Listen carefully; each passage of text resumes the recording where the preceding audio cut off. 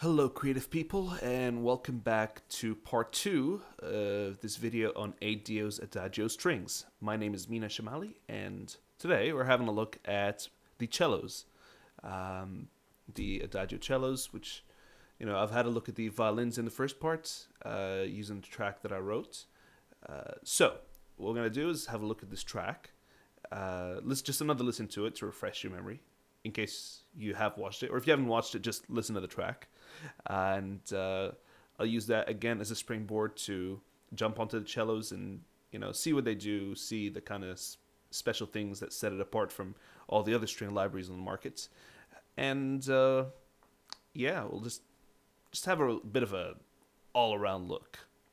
So to start off with, we're gonna play the track, and I'll just zoom in on a few things, and we'll get into it.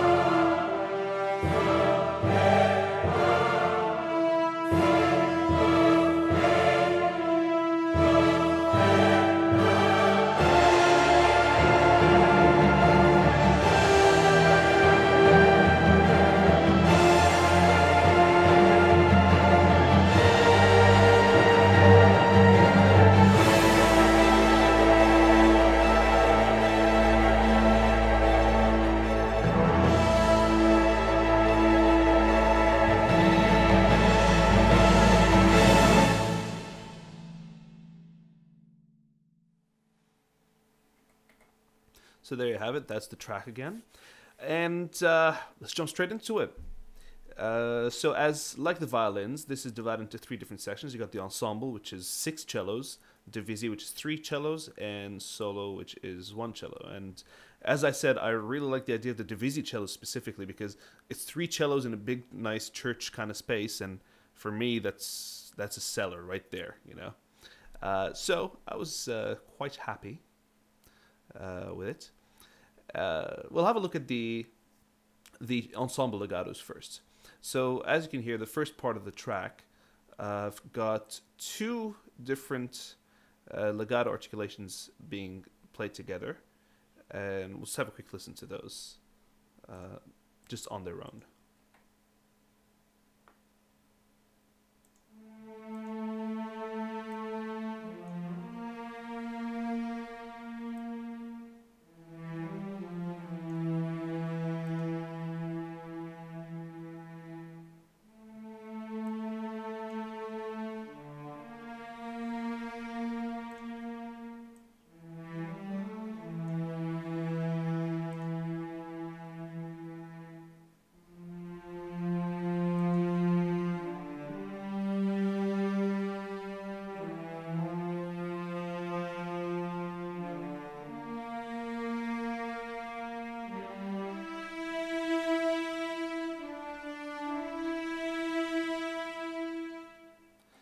So the reason I've layered 2 of them together is one of them is the perdition, which is the sordino legato, and a common trick that I've learned to kind of get more lush string arrangements is to combine the 2, because I know some film composers do that, and combine a normal legato or a normal string arrangement with sordinos, and just the sound together becomes kind of thick. So that, I think, came up with some pretty sweet results. Let's have a look at the actual legatos, shall we? Here's my legato contact instance. And much of the legatos are the same as the violins in terms of the naming and the purpose. And but there's a couple of new ones that, you know, work a little differently. So, first one we got here is legato cantabile. I think that's more in reference to the style of playing than a specific film score. So, very quickly, this is what it sounds like. I'll just put it on the medium arc, which is, you know, your most kind of all-around kind of arc, dynamic arc. And sounds kind of like this. As you can see, I've got the dynamics on the mod wheel and the expression routed to the mod wheel as well. My personal preference of working with it, unless I need it otherwise. But there you go. So...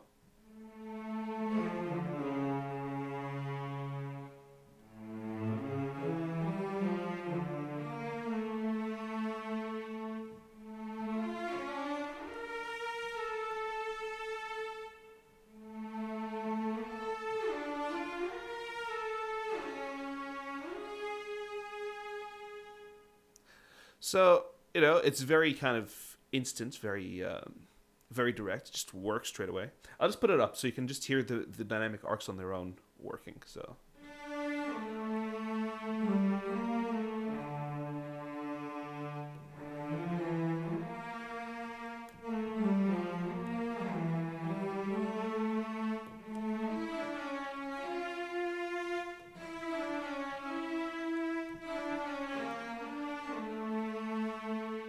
Now again, while this sounds fantastic, the one bug that kind of bugs me is the specific amount of space you have to leave between some of the notes when you're playing live. You can always reapply the sustain crossfade key switch after the fact, and so it gets rid of that problem. But in live playing, if they're not connected and there's a tinier space than you should have left, it just applies a legato transition because it doesn't think the sustain was over. It's not a big issue. I'm just saying it's kind of something you have to work around, but definitely not a showstopper. But I thought I'd just put it out there. Like, this is just the one tiny annoyance I have with it.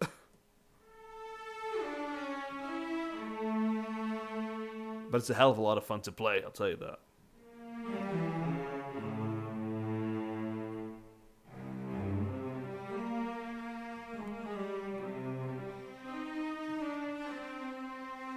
So that's a cantabile, which is like, a straight up legato, straight up slur.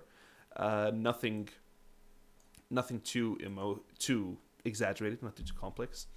Instinct, so Joel Goldsmith, Basic Instinct. Medium arc with the expression on the top, and this is what it sounds like.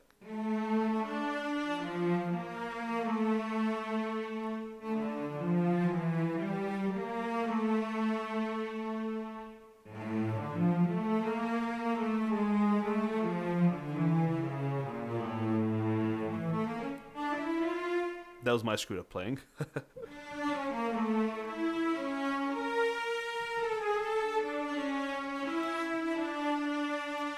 So it works pretty well as well. Almost as fast as the cantabile, but there's a definite difference. Like have a listen. So this is the cantabile.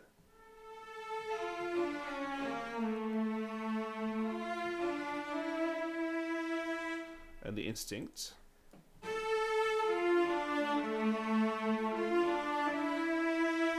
So they're played differently. The intention is different.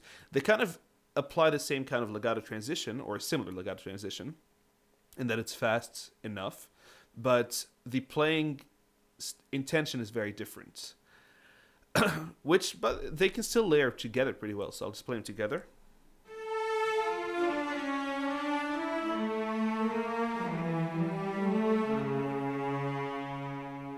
So I suppose it's sort of like using LA scoring strings and the different ensembles that kind of play a similar way but still sound pretty different. So yeah, next up, the village legato. As I mentioned, the violins, one of my absolute favorite tones of strings.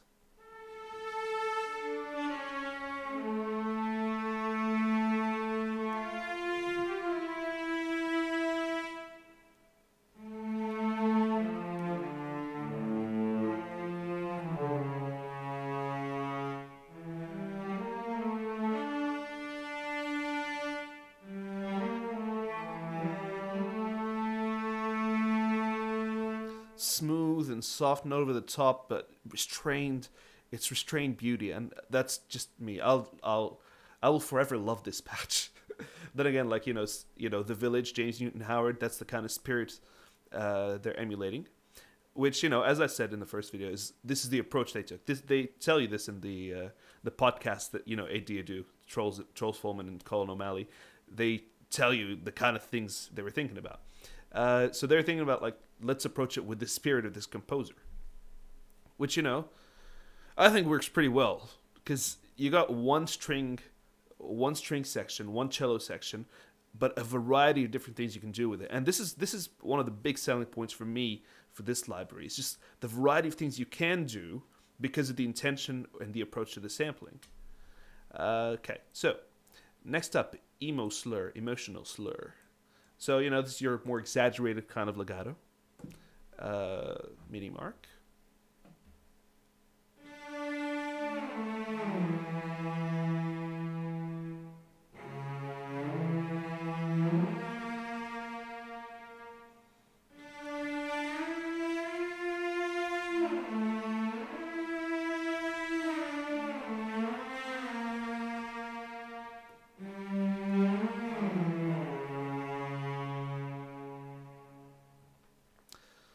So, very exaggerated, very kind of over the top. And I'll show you actually an example where I used it here.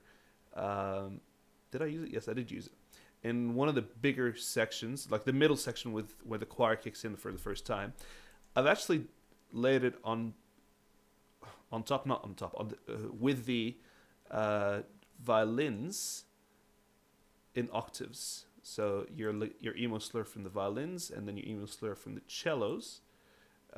In this part. So I'll just play it alone and then in context.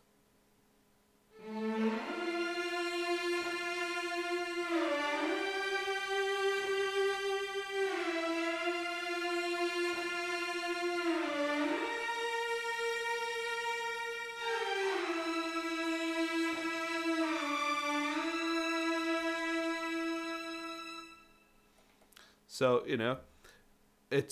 it kind of gives a bit of strength to the melody, and what's it called? especially when I've got layered with it some choir legato and some brass, some French horns doing the melody as well, it becomes a very kind of thick thing. So I'll just play it all together.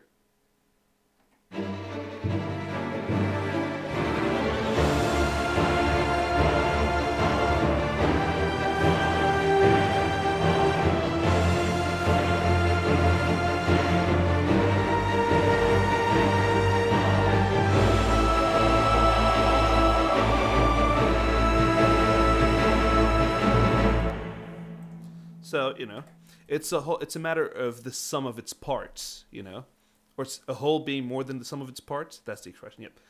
So, you can't necessarily hear, I can hear the cellos playing the octave under the violins, but it's just together you get a sense of this thick kind of melody.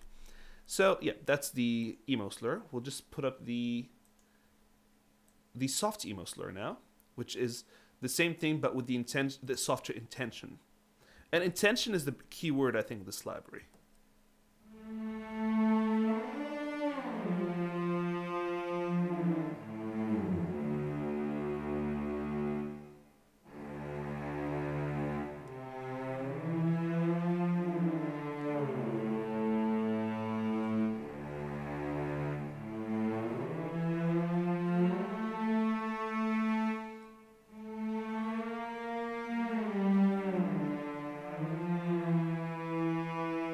So it works really well for these soft, slow kind of passages or kind of sections in a track. So yeah, it's pretty well done. Dolce is a similar kind of thing, but it's still a different approach. So it's not as exaggerated, but it's still as soft.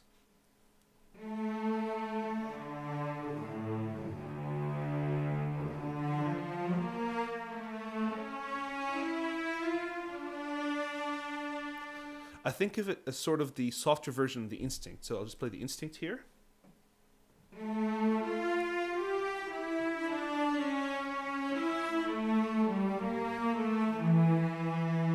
Let me drop the dynamic right down, get a Dolce.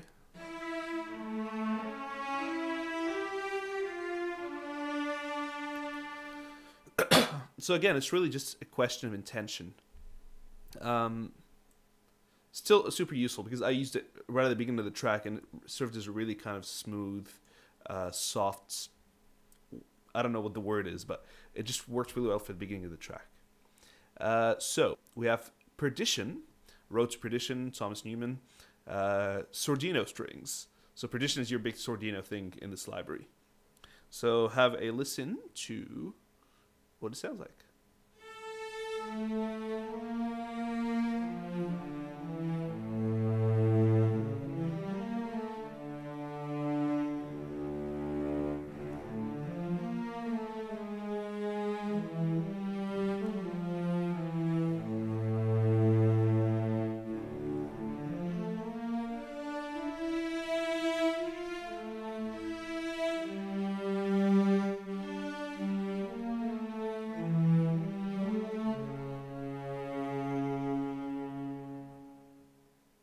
So, I don't know. It's muted strings and they're beautifully done, in my opinion. Now, just a disclaimer here. The only thing I've got going on top, this is mostly you're hearing these as they are, but I've got a tiny bit of reverb to kind of complete the tail and a very small bit of EQ across the whole kind of, the whole string section to kind of bring it up a little in front of everything. But it's not really drastic. It's not really like I'll just get rid of everything on the strings.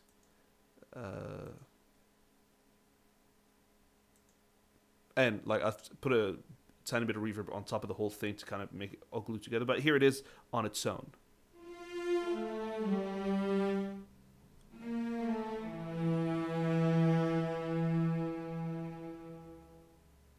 So you can see it kind of like, you get the sense of the room, but you don't get a tail. So I put the reverb as a tail, which, like, it's not really that massive. I just put a bit of a church reverb from Spaces, Quantum Leap Spaces, which works really well for me.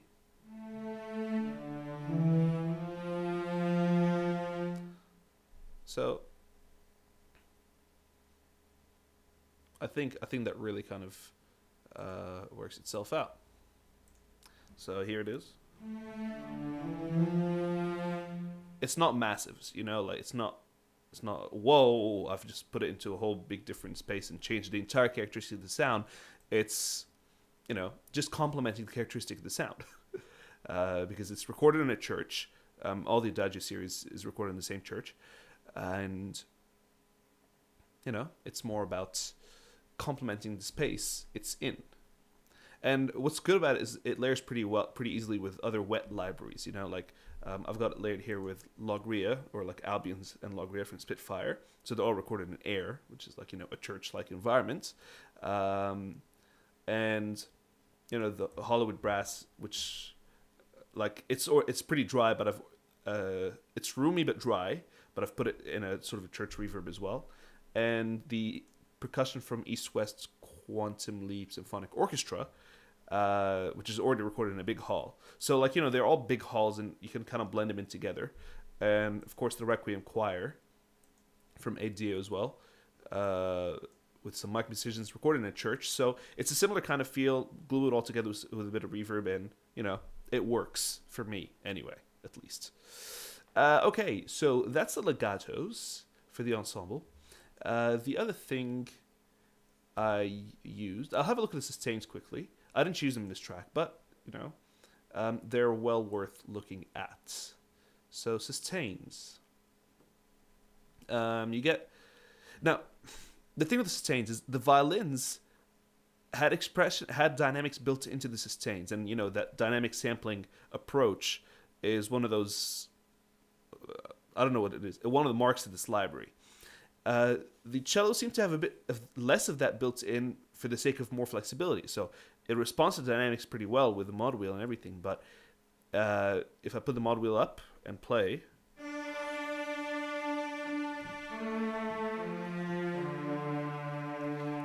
it's straight up. It's like that's okay. That's the most powerful layer, and it's there, and it's not necessarily dynamic in and of itself. As much as the violins. I mean, it still has a bit of dynamic, but not as much as I felt the violins, and which is not a deal breaker for me, but I'm just saying, like, that was one thing that was really cool with the violin sustains. But, you know, still really awesome to play, so.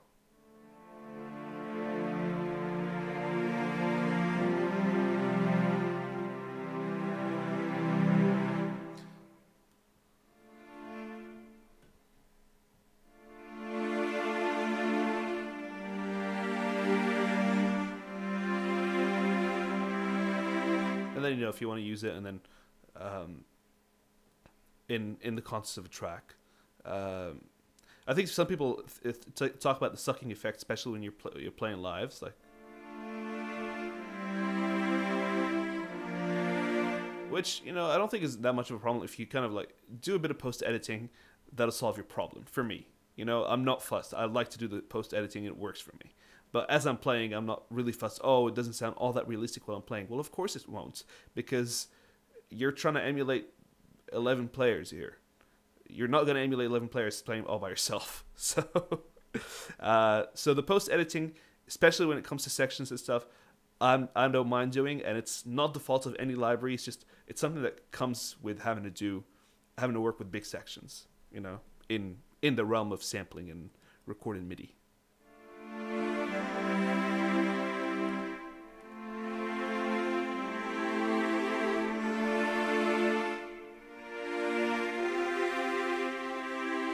So that's sustained vibrato, and then you got molto vibrato, lots of vibrato.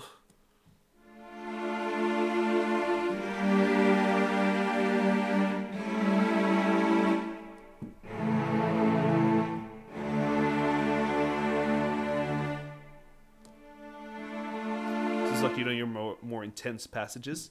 You got non-vibrato, which is, you know, you're more like the village legato. It's the kind of smooth, restrained kind of thing.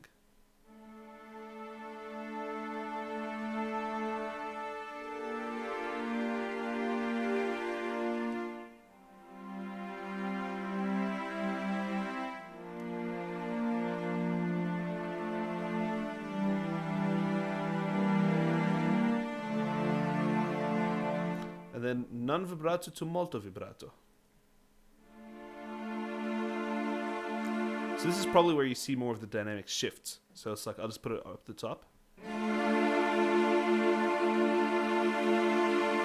So the shift is more the vibrato, like the dynamic of the vibrato. Okay, that just came out wrong. The shift is the vibrato. The dynamic is still, you know, up to you to control.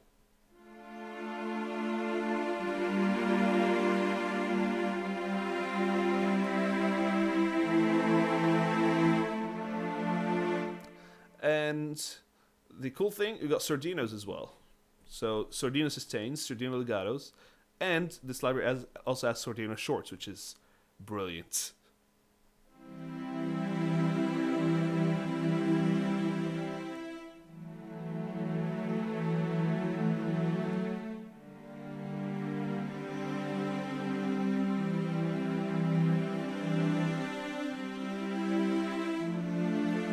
So that was sordino vibrato and sordino non vibrato.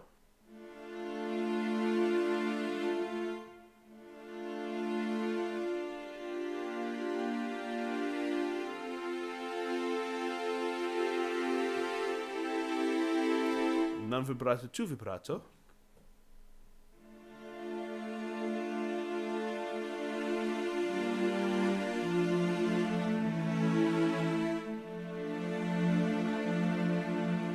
And a different vibrato.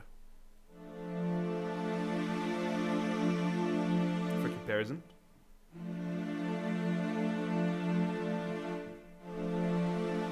Different intention. Intention. That's what we're talking about. Intention and options. That's the thing about this library. It's like it's a lot of intention and options. Okay. Quickly, let's move on to the dynamic bowings. Now, the crazy thing is that it's applied you with a lot of dynamic bowings for the ensemble, for the, you know, the 6 cello. Sorry, I was talking about 11 players before. I meant 6 players here. So six cellists. There are 25 different options for dynamic bowings. Then this is where they recorded the entire kind of arc without you having to do anything with the mod wheel. So I'll just go through a few of those, just to give you an idea.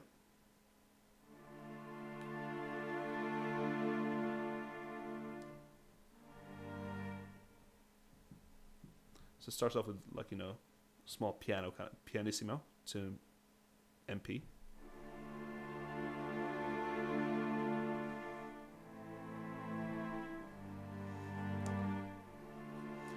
And pianoforte. I won't say them, I'll just go through them quickly.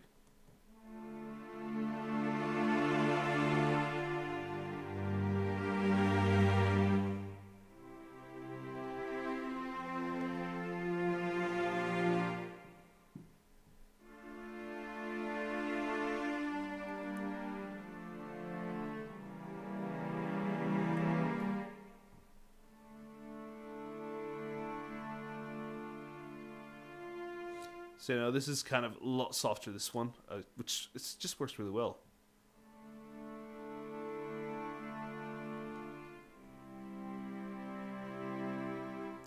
So, you know, there are a lot of applications you can do with this kind of stuff.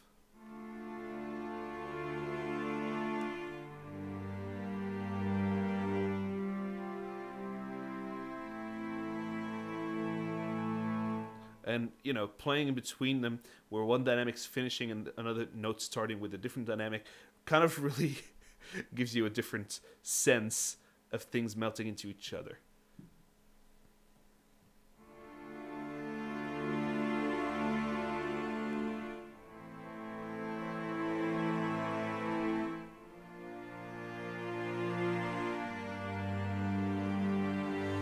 And so it's just me playing the cellos this entire section. Which, you know, isn't necessarily the most realistic thing you could do, but it depends. You're not necessarily going for realism. If you're going for something that sounds good, and it's, again, it always depends on your approach to the track that you're writing.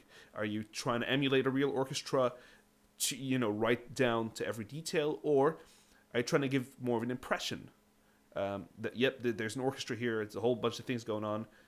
I can't necessarily break it down into everything as accurately as a real orchestra, but, you know, it's, in some cases it doesn't matter. The thing is, it's just got to do with your intention and what you're trying to do with it. So for me, what I've done with this track is I've given more the impression, so the orchestration with the albions, and like I've layered it with the albions to kind of fill in the violas and the basses, rather than find some dedicated. I've got like, you know, Ellis Corrin strings and cinematic strings and all the Hollywood strings and everything, but I figured I didn't want to bother with that as much because I wanted the focus to be the violins and the cellos. So in doing that, I just filled in the rest of the sections, like, you know, with the Albion woodwinds doing like a general thing, the brass from Albion doing a general thing, and then like a couple of French horns and low brass articulations to kind of give it an edge. But what I'm saying is, and the choir, even the Requiem choir, is the whole ensemble choir. It's not like, oh, I want, you know, I've got the women doing this, and I got the men doing this, and then I got someone else doing this at that point on the stage. It doesn't matter. When I had a focus of violins and cellos, I left the rest of it to be kind of less specific and more general, to give the impression of an entire orchestra playing together. So, you know, this is just a tangent I went off just on the way I was playing this, just, you know, these big chords, which maybe some cello sections you can do, but, you know, it's not a big deal. Anyway, back. So here's more dynamic bowings.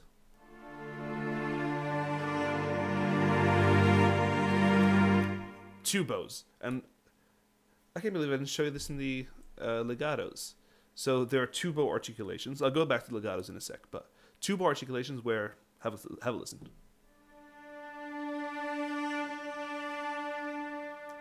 So, you know, the player changes the direction of the bow, and that's naturally recorded. Now I did like with the legatos.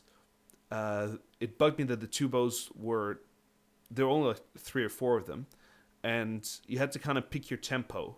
Actually, most of them only had 2, but you had to pick your tempo carefully if you wanted the two bow to kind of work with it. This is a lot more versatile for a couple of reasons. Like, because number one, you have different two bow articulations that you can use. This one's a bit longer, and then you got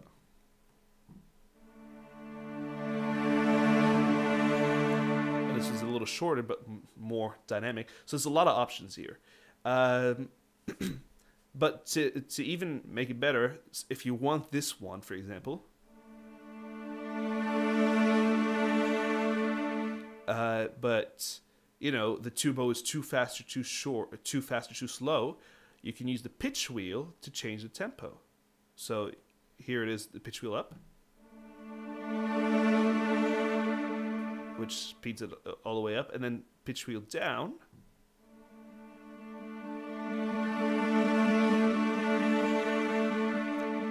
Now this is using the Time Machine Pro from Contact 5. As you can tell, the slower one was very stretched out, so it's kind of had a few artifacts. But you know, it doesn't need to be that way. You can just put a bit of a way down,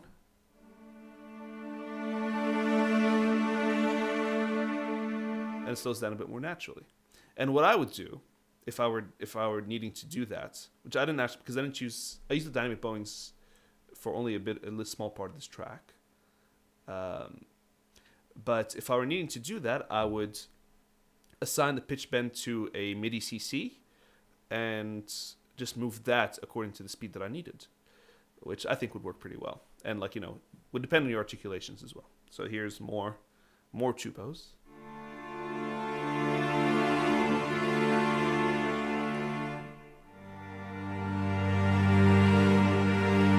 And so you can tell a lot of dynamics already been built into these without me having to move the mod wheel, which it just brings back the fun of playing, you know, these slow string patches. I love it.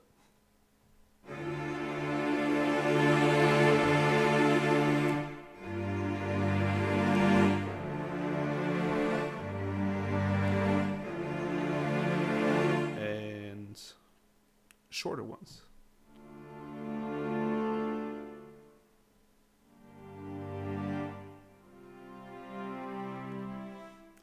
And I like it. I really like it. And more dynamic bowings.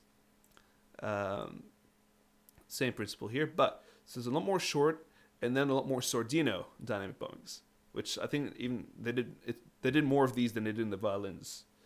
So this is what it sounded like.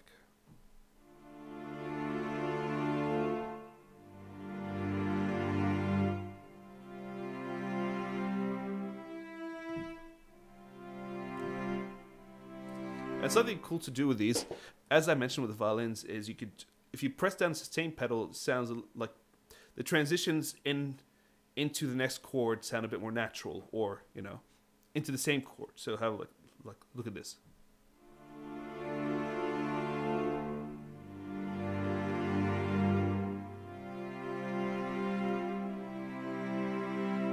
So that was me pressing sustain pedal, and it works with some cases depending on what you're trying to do with it. So.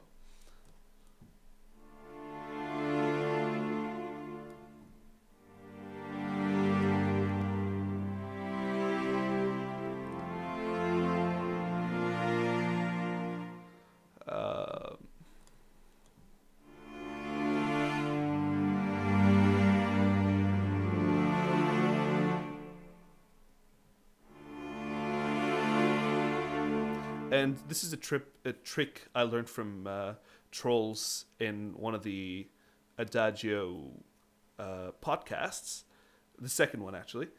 He says if you want like sort of a big Luray, a big kind of détaché thing, you would press the sustain pedal, and at the top of where the dynamic bowing, I'll use the shorter one, the top where the dynamic bowing kind of reaches its arc, you press it again. So as it's dying down, it comes back up.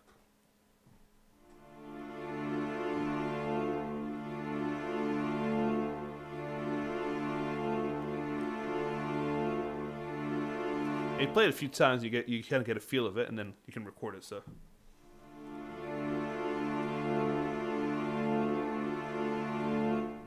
you can do that with kind of like longer Luray times. So sordinos.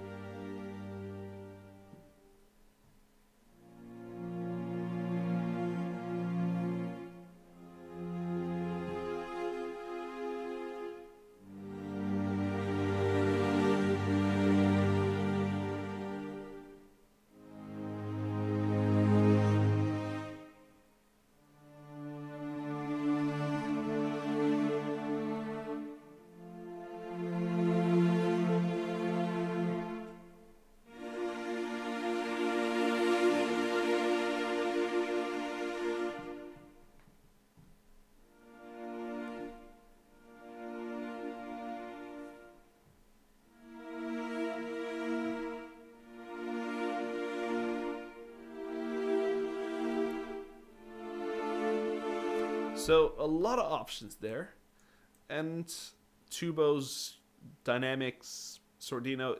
It's a lot of is there, and this is one of the things. It's options. It's all about options. I'll quickly go back to one of the legatos, the Village, because it's my favorite, and quickly go through the key switches for most of them. So we've got a natural key switch, which is the legato transition without a sustain following it.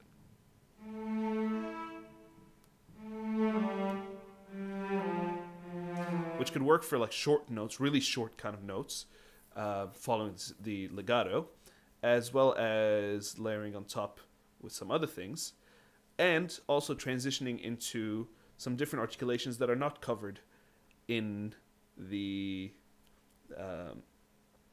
in these key switches. So I like doing it in something like this because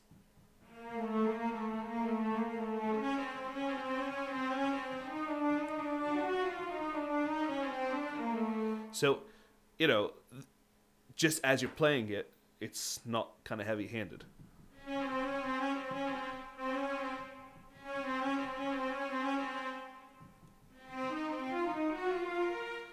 So then you got sustained crossfade, which is, your natural kind of hear all the dynamic layers.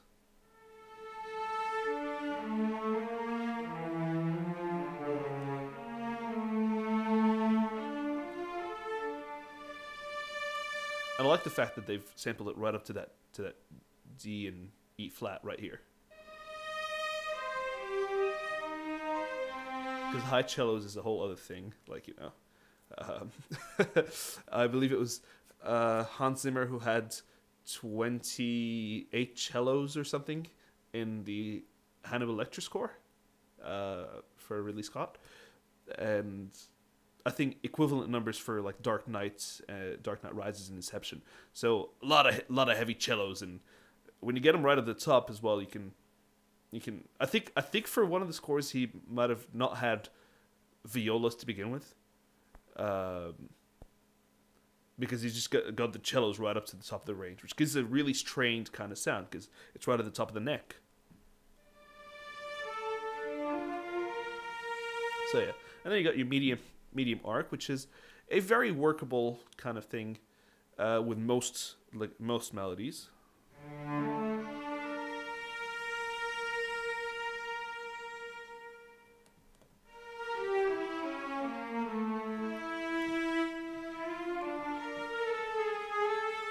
You know, for me, this gives me an extra layer of control. I like using the mod wheel to control my dynamic.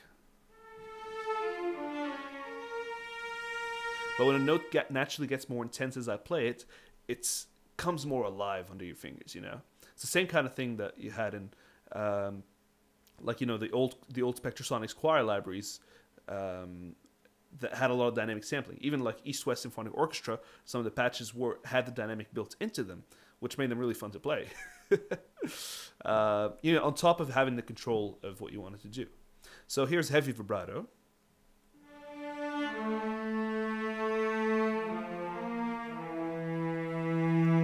Which I think isn't as apparent on the Village legato as it would be, say, on something like the Emotional Slur.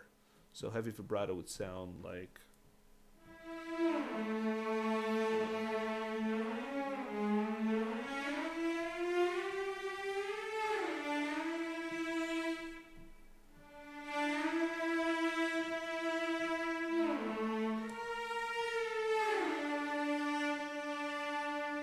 Why it also does two bows, I will never know. But that's the heavy vibrato from the emo slur. Okay, so quickly, two bows. Well, that's your next one. I think I might have it mixed up on here on the expression mapping Cubase, but pay no attention to that. Just pay attention to this.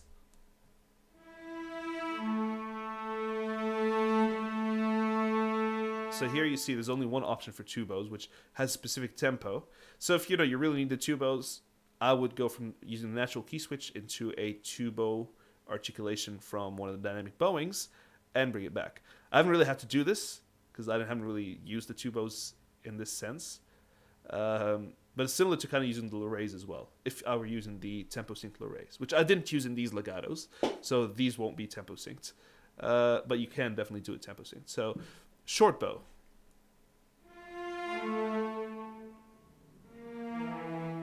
Having a short bow that's already there rather than just playing a short sustain note really does give it a new life.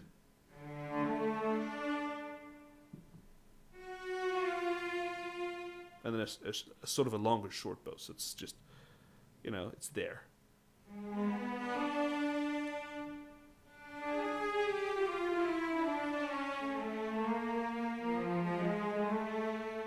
So there you go. Lorrays. So these, now obviously these are triggered after the legato transition. So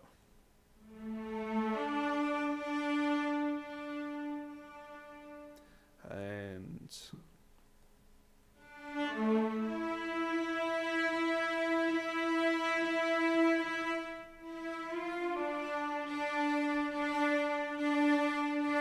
so, you know, Loray 2 and 3 are a similar tempo, but different application, different intention.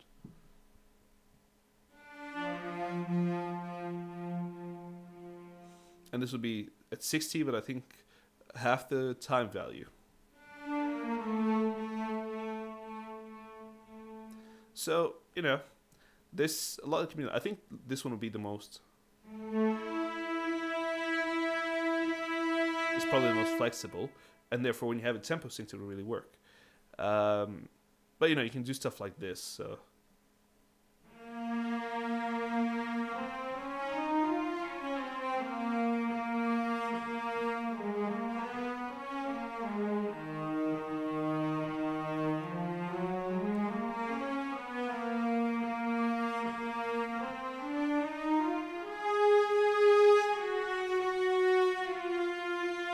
Or you know, if you that last bit would have been the medium arc or the heavy vibrato, so it'd be like.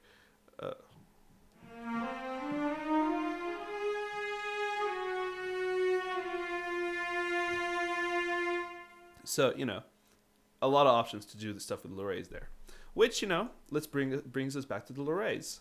So there's a separate Loray articulation here. Where is it? Loray. There we go. So these are tempo synced. I use them tempo synced. And are very useful in a variety of situations. So I'll just have a listen to them.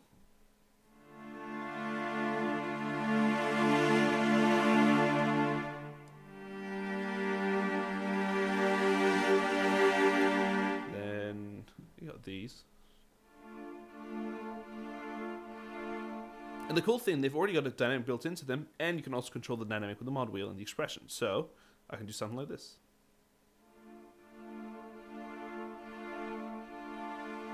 Or if I had a stronger one, I could really bring it in.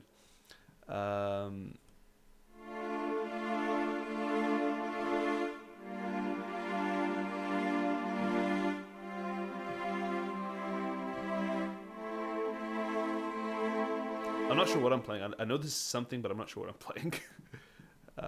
So here's... So eighth notes, which, you know, I think works well in some situations.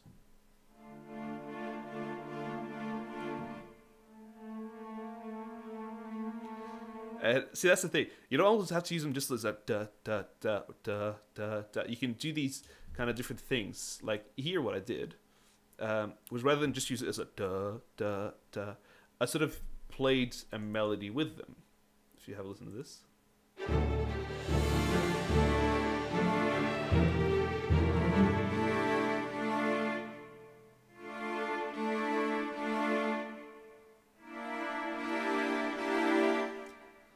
So, you know, this works well if you want to do some different kinds of things. So something like the eighths, as I was doing.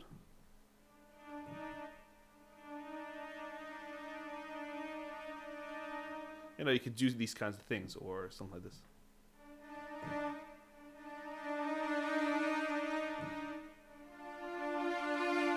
So it's like a different way of doing a trill, which you can do here. I didn't actually use a trill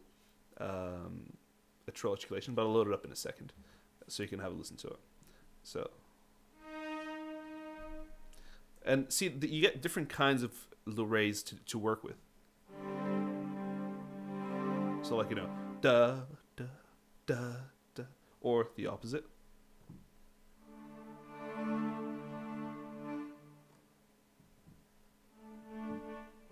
Now, this is a bug.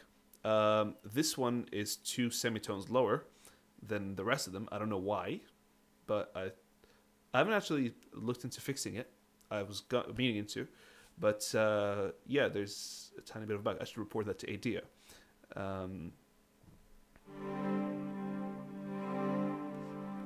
But it's meant to be.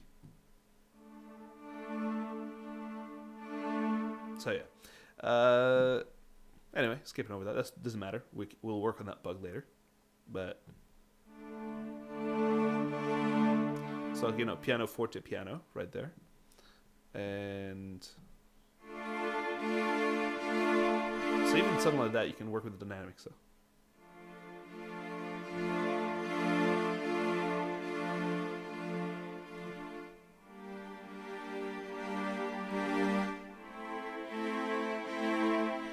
And more of this, more the flowing. So you see, it's the same idea, but very different applications and very different options and options. I love the options and the intentions, and it's a lot of things to do. It's a lot of things to be able to do.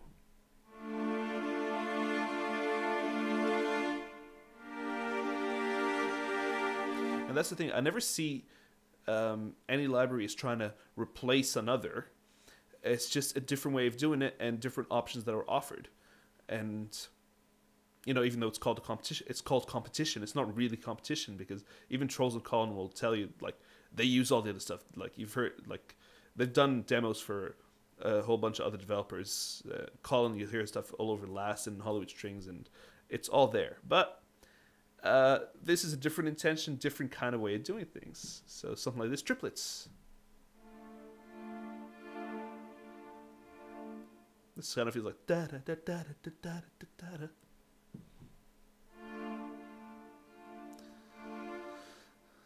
So, you know, it's a lot of good options for the Lurays there, and you can do the kind of like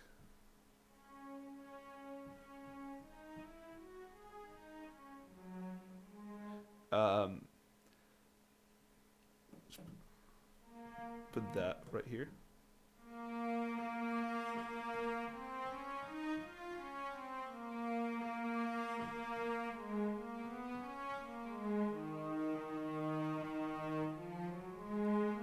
And this is where the natural key switch would work. Like, say, I'll put the village legato, natural key switch, halfway down, and then play the Luray.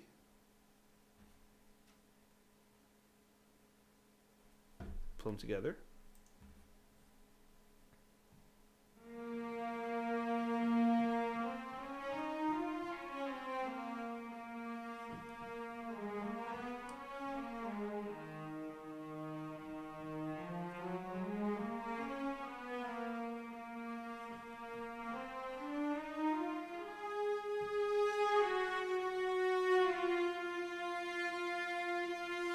So, you know, it's another way of doing things, and then you can edit it and just replace the first one with the Luray, and, you know, to get rid of some of the stuff in between. But because of this whole blending philosophy and this whole trying to offer as many options as possible, sometimes, you know, in working practically with it, you might need to do a couple of things post-edit. But it's not a problem, because having that to begin with is just...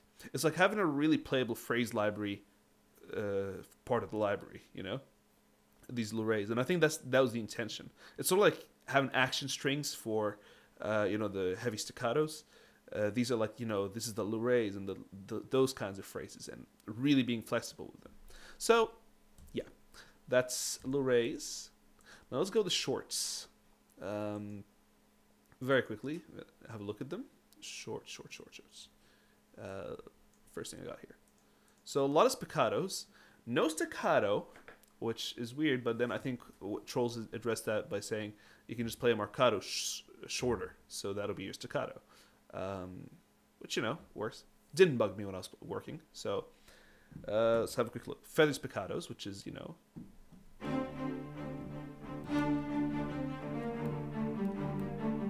if I'm playing a little off with the shorts, it's because I've got my latency right up for all the effects and everything loaded. So,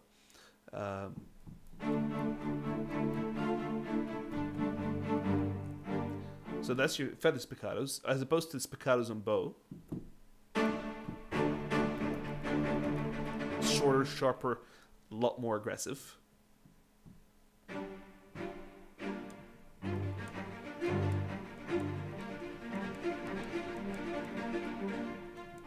See the difference, and you got your loose kind of, and then ARP, which is inserts a note on release.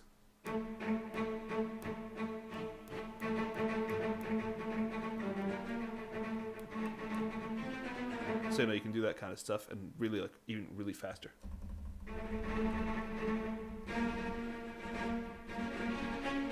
You know, if you can do it properly. I can't do it properly because I suck, but. I suck at doing that, but, you know, you got Sordino spiccatos, just moving right along.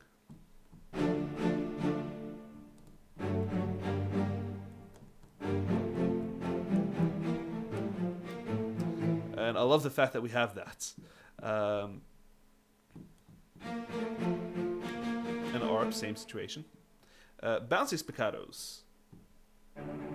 Now this was the both awesome and bummer part of the library, is the fact that these aren't tempo synced. So if your track isn't at that tempo, then these won't fit. Which in this track it wasn't, and they weren't matched with violins. So I had to use the spiccatos to actually work out this section. Not this section right here. So a lot of spiccatos, and had to work that myself, which isn't a big deal. But I would have loved these bands spiccatos to be, just having someone play that straight off the bat for you, rather than you having to put all the picks in. Sounds a lot more natural. It's both means to the same end. So yeah, that's the bomber part of the library, and I'll load up the measured tremolos afterwards and show them to you, which could have achieved the same thing as I did with the violins, but for something that was that I can work out about them. But I'll show that to you in a minute. So marcatos. So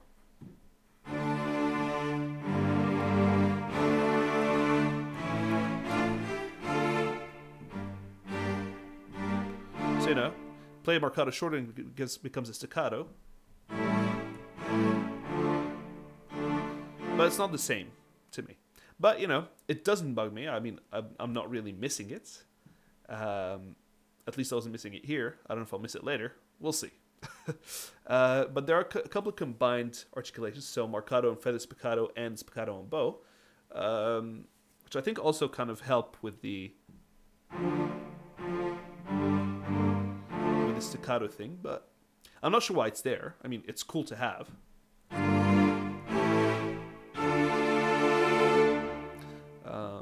Spiccato and bow.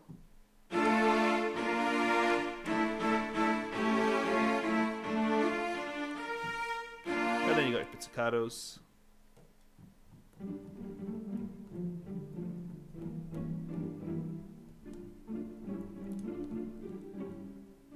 And Bartok pizzicatos.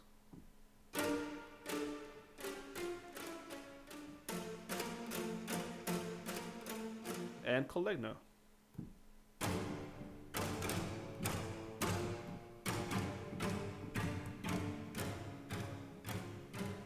So, all there, all cool to work with. So that is your shorts.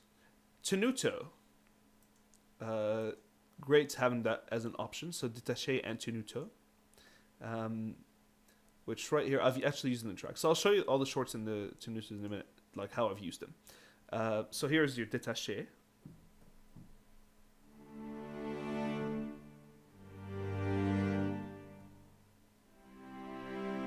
And then you got tenuto short. Tenuto long.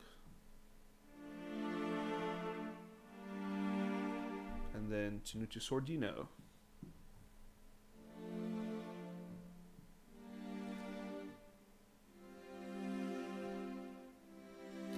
And they got sampled crescendos as well, so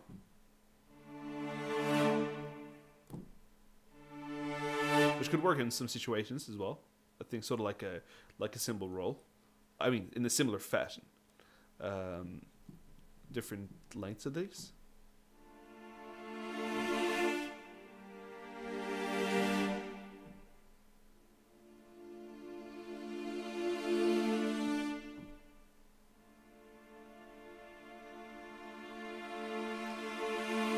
The first one might have been Sordino, I think. And then you got fortepiano. Fortepiano, right here. So sort of like a decrescendo kind of thing.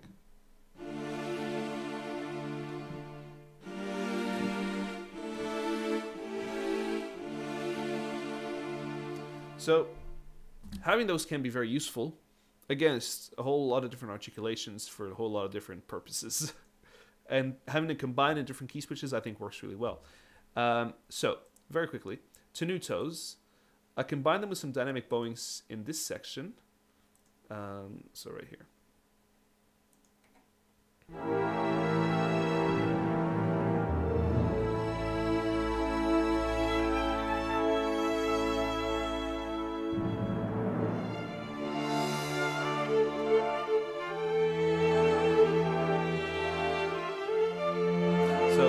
they're just playing the lows right there, just those low kind of swells.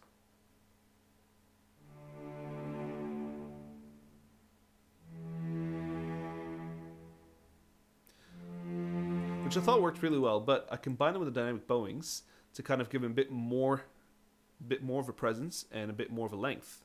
So again, one of those useful uses for dynamic bowings is that they can kind of blend into different situations.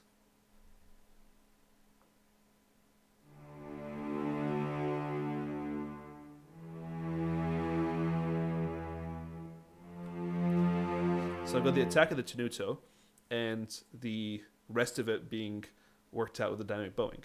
And here, because they've already got their expression built into them, doesn't mean I didn't put a tiny bit of work on top of them to kind of stretch them out a bit. It's not really that much that I've done with them. But yes, where are we going? Shorts. I used the sordino spiccatos in this part, followed swiftly by the spiccato on bow.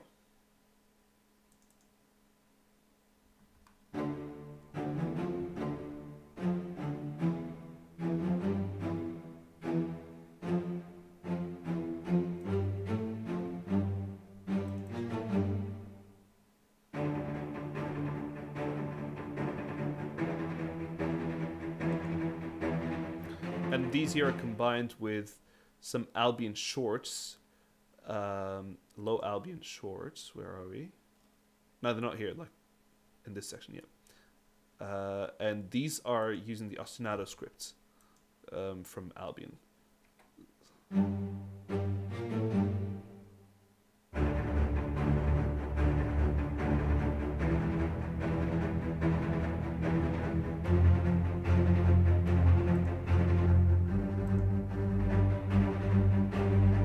So you know, what you got there is double basses and cellos raging with the Albion, and then the very defined shorts of the Adagio, and I got a pretty formidable kind of low section,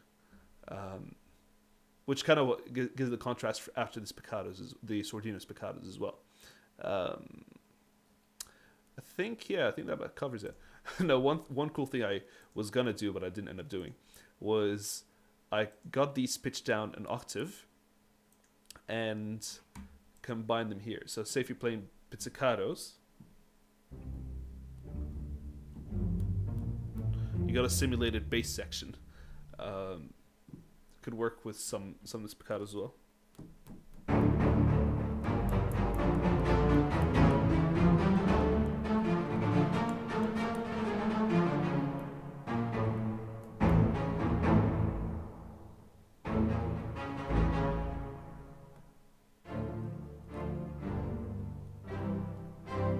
But you know, it's not realistic by any means because you're stretching down a sample by an octave, but it could work in a kind of a sound design kind of way, sound design kind of way, where you've just pitched some samples down and really done something drastic with it.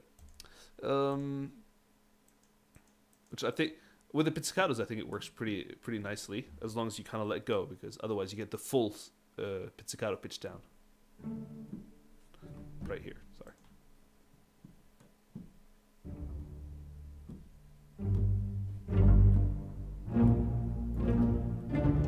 Which if it's too long for you, you can just combine it with the real sections and have this kind of weird sampled, realistic hybrid thing that you can use. I don't know. It's it's just going crazy a little bit with it. Maybe try the Mercado. I'm going on a tangent here. I'm sorry.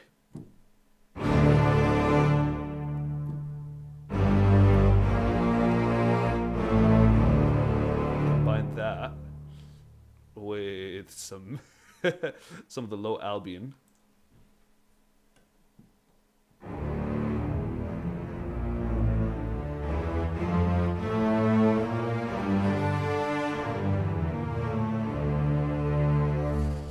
I don't know. It's interesting.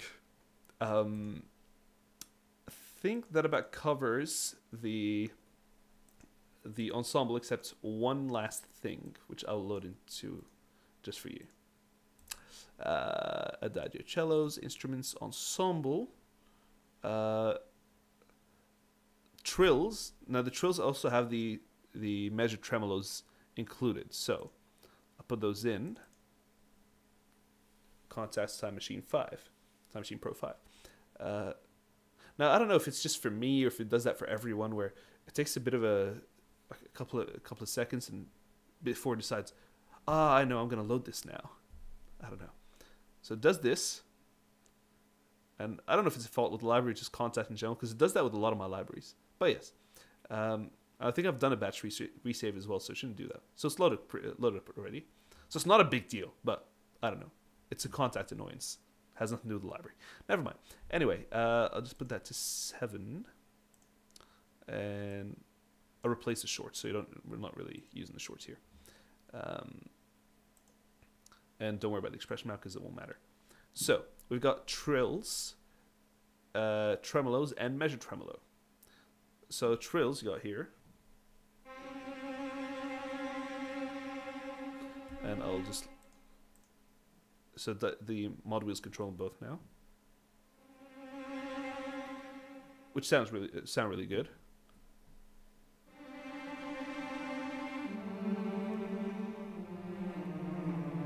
And trills third, which, as I've indicated before, I thought was pretty great because I've never really heard string sample that. Now trills fourth. This is the curious thing. I expected this to be like, your 4 semitones, but it's actually a perfect fourth, so just 5 semitones. Why they've chosen to do that, I will never know. Or I may know, I don't know, but I just don't understand why it was that. But with the violins, it was actually 4 semitones. This was 5 semitones, but a fourth interval.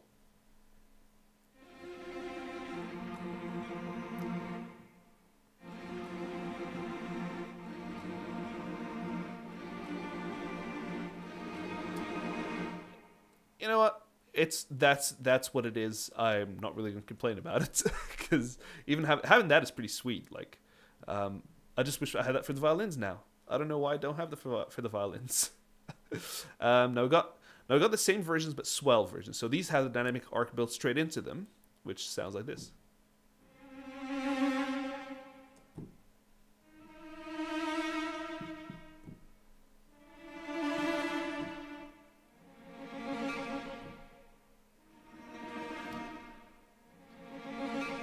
Now these sound cool because they have a bit of a scrape on the strings. So yeah, then you got tremolo, which is mod wheel controllable.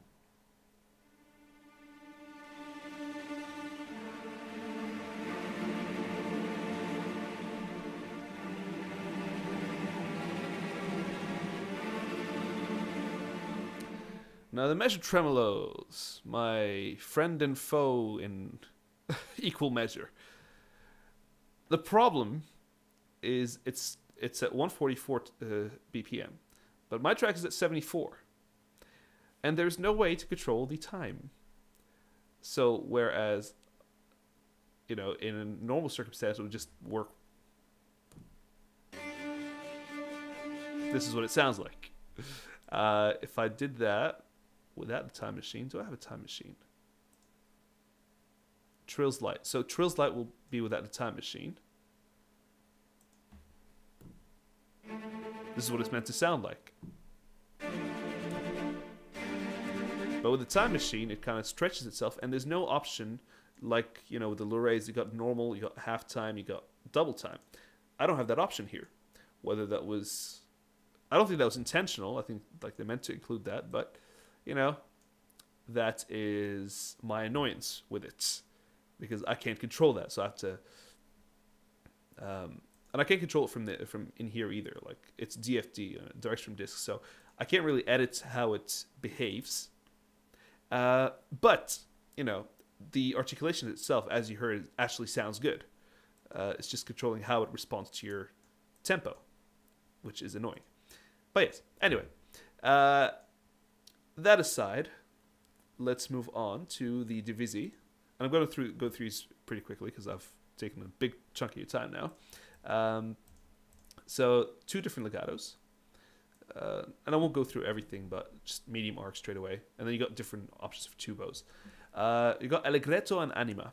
Now it's different to the violins that had the lost legatos, but very quick look at the allegretto.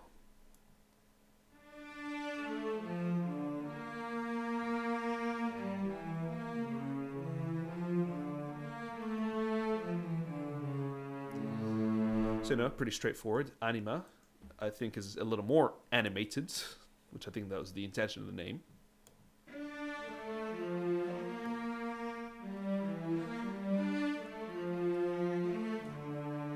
And the cool thing, I think, is combine those two and you have a 6 cello section, because each of these are 3 cellos. So that's sort of an additional legato you can do with the ensemble.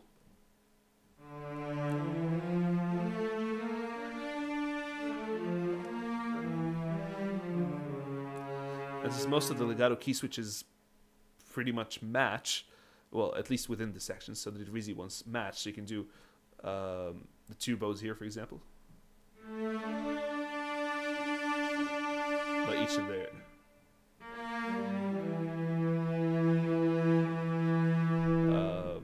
and then molto vibrato.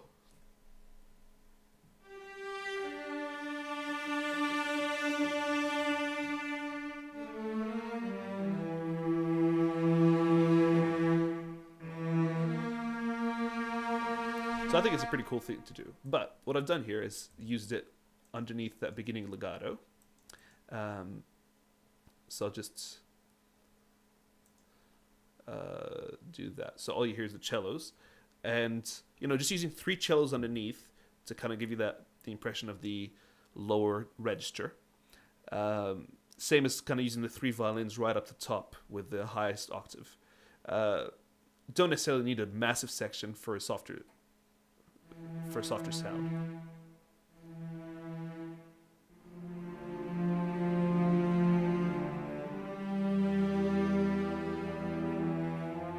I mean, I could have probably doubled it. I didn't really think of that until after I finished the track.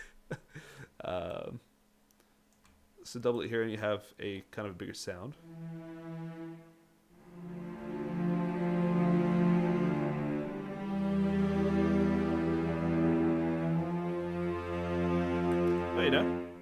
But it works pretty well if you want. So sustains, you got your longs. Similar kind of idea to the ensemble, except they've also combined the tremolo and the trills in here. So here you got your sustained vibrato, which becomes a bit more realistic than using the ensemble to do these chords, because you got 3 cellos and then 2 notes is 6 cellos and 3 notes is 9 cellos, which can be a full section anyway.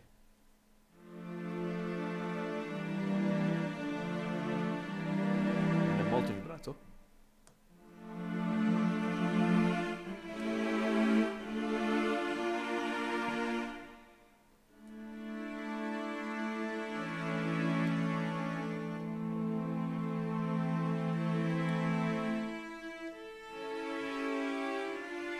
So it's a lot of fun to use. And sordino, just one sordino vibrato.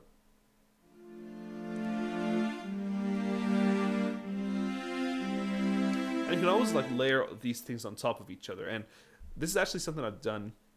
I've layered the divisi, the sustain with the solo cello. So this, rather than use the legato and kind of overdo the legato when it's not meant to be as overpowering, I got the legato happening on the solo cello, and the divisi longs doing the rest of the melody.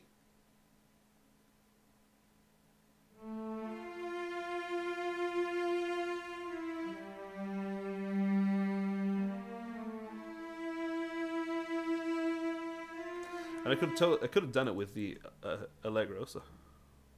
Sorry, what am I doing? The allegretto here.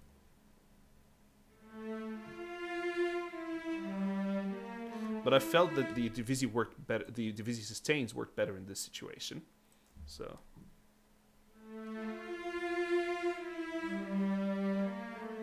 and then just use the legato, the solo cello for legatos. You know, it's so that's one of those tricks you can use, is layer a legato instrument with a sustain, just a normal sustain, and it doesn't become overpowering, the legato. It kind of blends in a little more.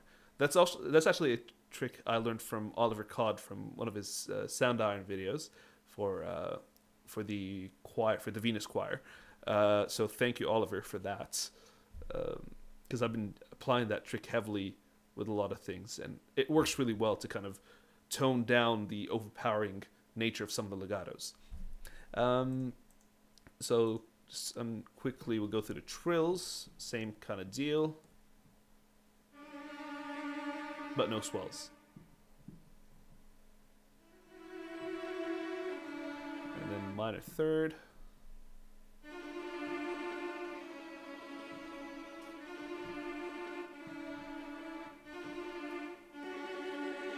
Now this is actually more like, this is your major third. It's not like your perfect fourth like the ensemble had it down.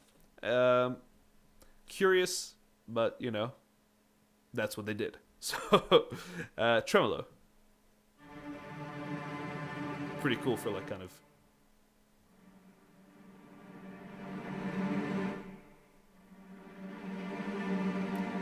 some chordal tremolos.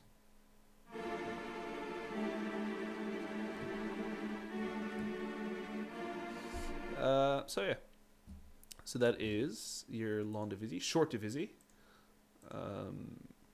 Very short, not so heavy, but you know, they're all there. Feather spiccatos.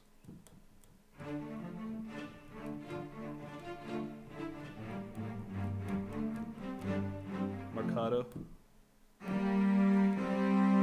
Tenuto. And Bartok pizzicato. And roll pizzicato.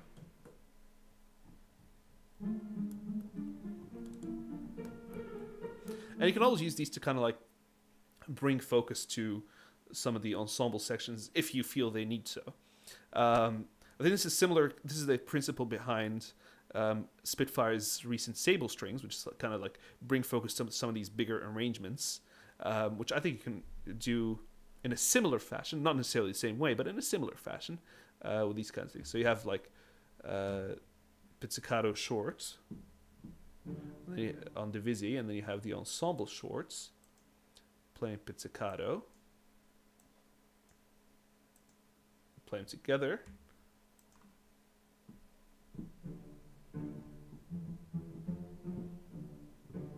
Which, you know, could work. Just an idea as to some of the applications you can do with these divises. And they're dynamic bowings as well.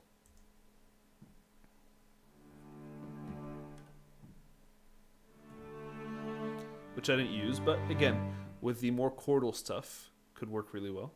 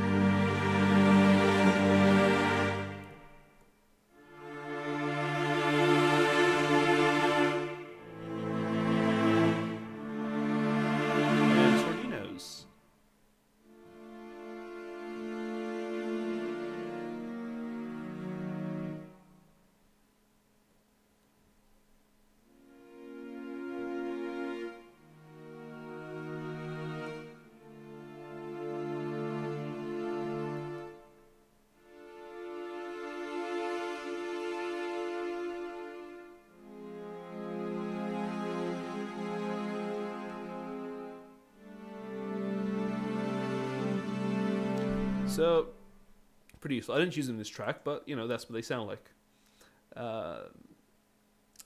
And last but not least, solo. So, quickly, go two different types of legatos. So, instinct legato, which is similar to the ensemble instinct. That's using the natural key switch, sorry. Where are we at? Oh, I'm focused on legato geisha. There we go. Instinct. There we go. So.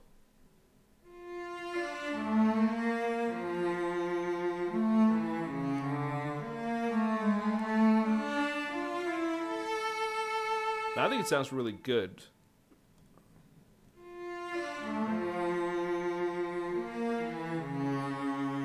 Now, the medium arc is a little too short for my for some of the things I do, but sustained crossfade will take care of that.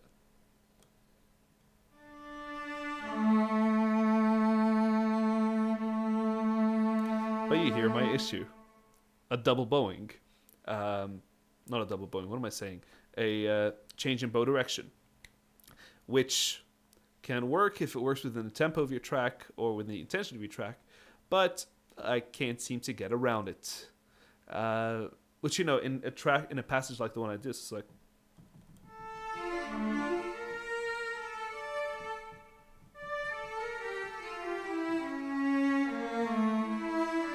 Wouldn't be a problem, but when I want to hold a note, I'd have to move to one of the dynamic bowings to kind of get it working the way I want. Or just the sustained crossfade. Which I may have to do sometimes. But that is one of the drawbacks. And it's not just an Adagio thing. Even LA scoring strings, especially double bass solo, has the change of bow direction, you know, at its own whim. Why that's the case, I don't know. I really wish there was a more controllable way to do that. But, you know, not a showstopper and still a stellar tone to be able to work with.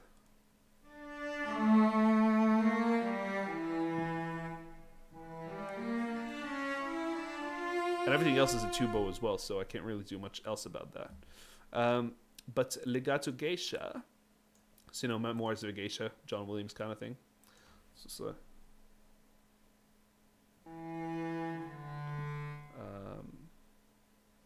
sorry, using this legato geisha. So.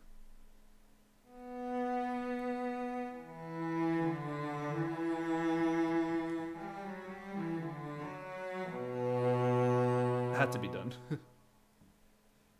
Even though I think I'm not playing it correctly, but this is what I can remember. Damn it.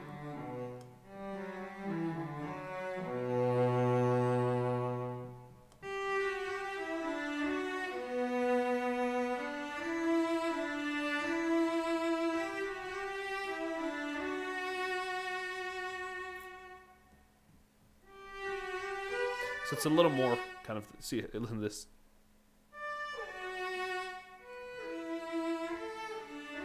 It's a little more animated, a little more expressive. Two bows you got as well.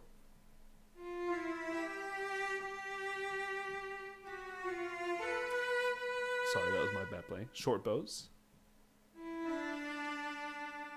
And Lorrays, which would be tempo synced otherwise.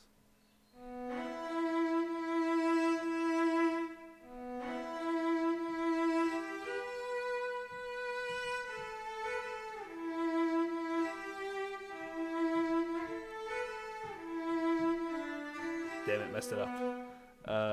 Lorray 2.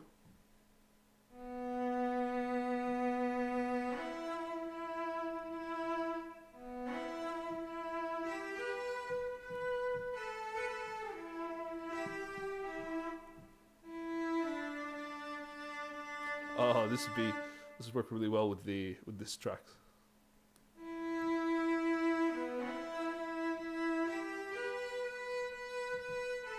Not really, but you get the idea. So different Lorrays, different intentions, and tempo synced would work really well. Quickly to show you where I was using it here, in the context, just with the cellos. Here's the cellos doing their thing.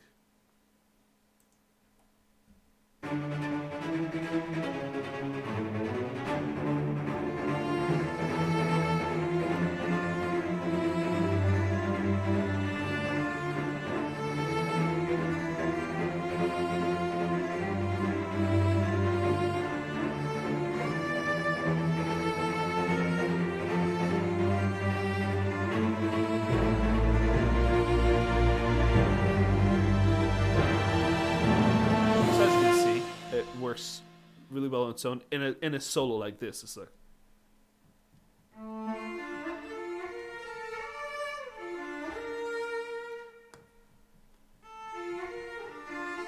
And if you're playing a fast passage, the natural key legato key switch would work really well because you don't have something else. Sorry, I keep forgetting that the rest of it isn't there. I'm just used to the LA scoring strings, legatos, cellos going up to the G right here. So, but even having that top D is still pretty fantastic.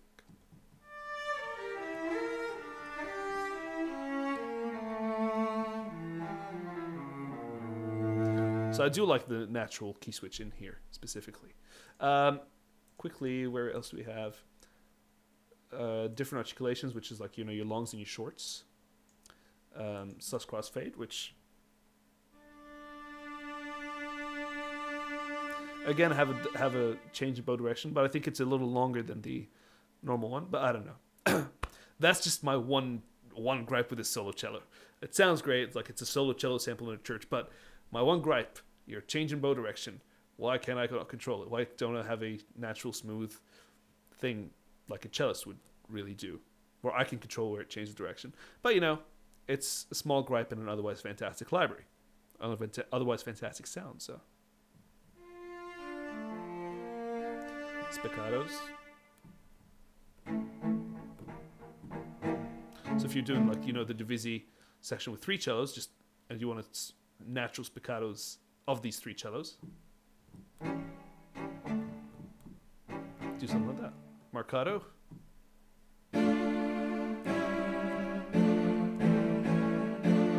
Pizzicato. So this is pizzicato, Bartók, and Collegno.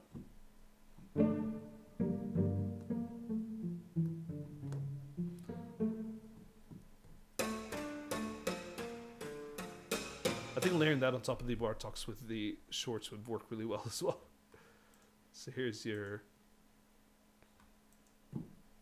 And then layer that with solo Bartók.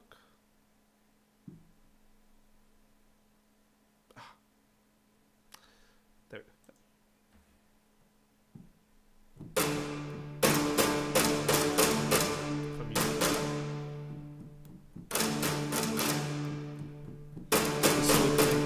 Sharper. I don't know if you heard that, but you know, to me it sounds a little sharper. So yeah, and Collegno as well. It's a really nice sound, and a couple of the really nice things here is that you got some effects, so some open Leno effects.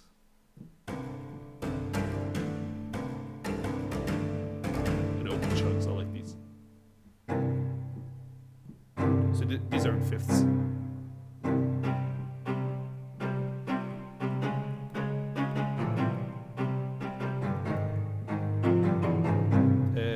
Measured tremolo effects. You know, I think these would work really well just in a more sound design kind of way as well. So if I just resampled it or re-recorded it and just really played with what you can do with it, and then you can really pitch it down. So like, I'll try it pitched down an octave.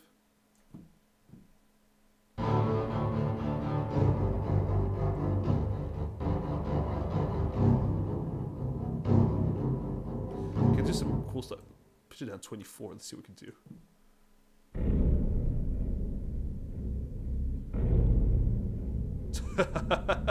Combine that with some low percussion, and then you got something interesting.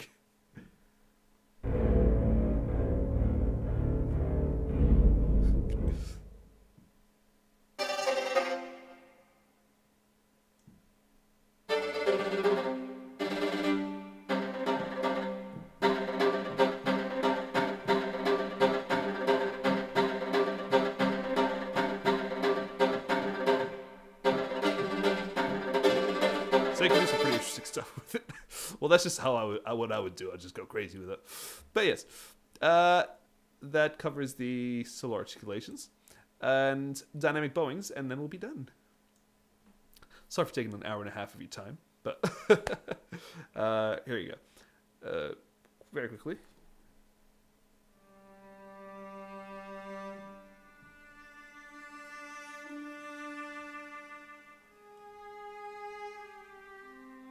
I think if you layer a very low legato on top of that, like put that right down with the expression, like after the fact, it would really kind of fill in those kind of, sorry, back to dynamic.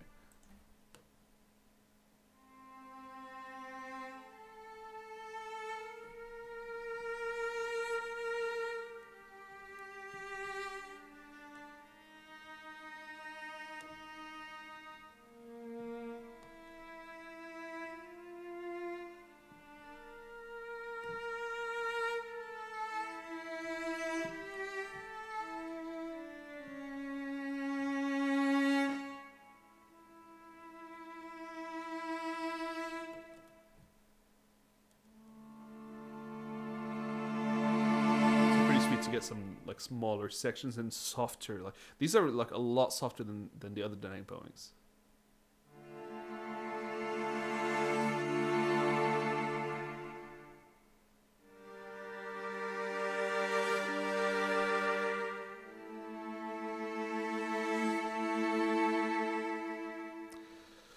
So I think that is the entire library. I mean, there's some ambiances which, you know, I could play.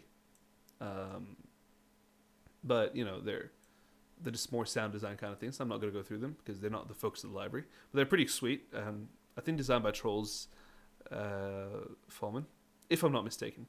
If I am mistaken, someone correct me. But yeah, so that is Adagio Cellos. We're almost on the cusp of the release of the violas. It's coming this month, so yeah. Hopefully this gives you an idea of what the series can do so far, and the violas will be very interesting to look into. All right, so till then, stay creative, enjoy your strings, enjoy composition, and I'll catch you guys in the next video.